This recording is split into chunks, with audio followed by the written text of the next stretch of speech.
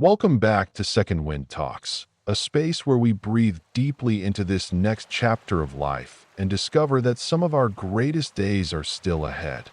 Today, we're diving into something deeply human and absolutely essential: purpose, what it is, why it matters, and how, after 50, 60, 70, and beyond, it can still guide us, ignite us, and carry us forward like a fresh wind behind our sails. So, wherever you are, walking through a park, sitting on your porch, or curled up with a warm drink, I want you to take a breath.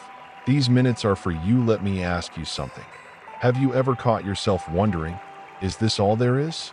Not out of sadness, though sometimes that's part of it, but from a deeper curiosity, a hunger to matter, to be seen, to contribute something real.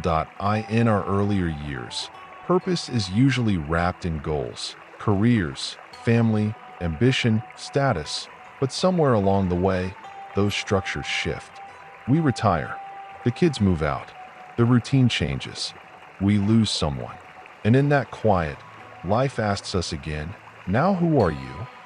Now what will you do with your time, your energy, your heart? Not because you failed, but because you're free. Let's pause and define it. Purpose isn't about being busy. It's not about resumes, money, or impressing anyone. Purpose is about alignment. It's the feeling that your life has meaning and that you're living in step with something bigger than just survival. That it's waking up and knowing that your presence matters. Whether to one person or many. It could be raising grandchildren, starting a garden that feeds your neighborhood, volunteering once a week, writing the book you never gave yourself permission to begin.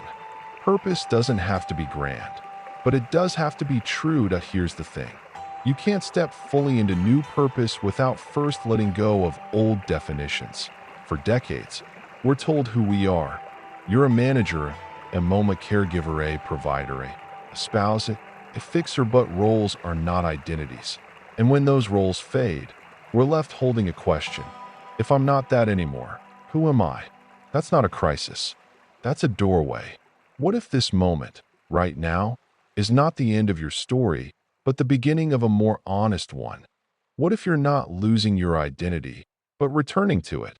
Let me tell you about Jean. Jean was 62 when she retired from teaching. At first, she loved the quiet, but soon, she felt adrift, like she'd been unhooked from the world. Then one day, she saw a flyer for a local literacy program. She signed up as a volunteer. Fast forward 2 years, she's taught over 40 adults how to read. Some of them were in their 70s. She says, I thought my best years were behind me, but I'm more alive now than I was at 40. Or Marcus, 55, recently divorced, no kids, working a job that didn't light him up. He joined a local hiking group and now leads monthly wellness walks for veterans dealing with PTSD. He told me, I used to wonder what I had left to give. Now I see, I've got everything. Purpose isn't about reinvention, it's about rediscovery. Let's pause here. I want you to take a breath. Close your eyes if you can, and ask yourself, what used to give me joy that I stopped doing? Who do I still want to become? What problem breaks my heart? Who in my life could use a little of my light? Write it down, or just sit with it, because this next chapter, it belongs to you. The purpose shift, emotional, physical, and spiritual changes after 50. If you're still here, I want to tell you something. That says a lot about you. It means you're still curious, still open, still wondering what might be waiting for you, just beyond the edge of comfort. Let's go deeper. Point one of the biggest shifts we feel after 50 is in our bodies. Things don't move as fast. Energy dips. We have new aches, new awareness. And for many people, this feels like a loss. But what if it's not a decline? What if it's an invitation? You see, when we're younger, we live from the outside and we respond to the world's demands, speed, productivity, expectations. But as we age, the body begins to quiet the noise and the soul starts speaking up. Slowness isn't a flaw.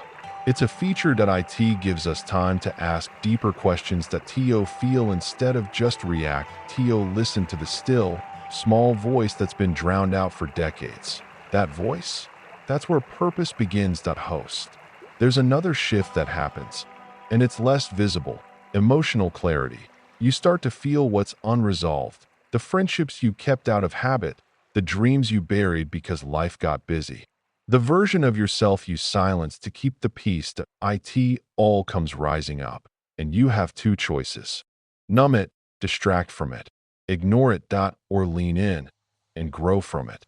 This emotional wave isn't here to drown you. It's here to free you. Many people in their 50s and 60s go through a kind of emotional awakening. You realize you've been playing roles that you've been surviving, but now you want to feel your life again and feel it fully. Purpose lives on the other side of that honesty. And finally, we need to talk about the spiritual shift.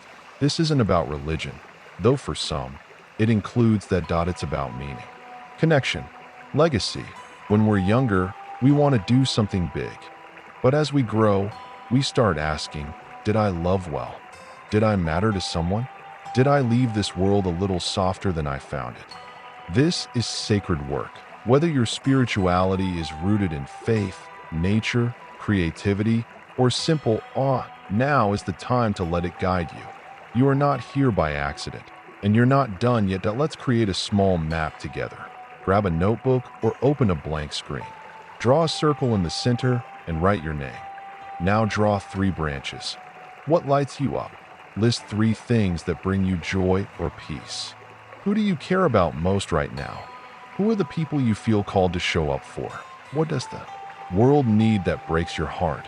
Write 1 issue, cause, or need that tugs at your spirit. Now look at the space where all 3 overlap. That space. That's the heartbeat of your second wind. It doesn't have to be flashy. It just has to be real.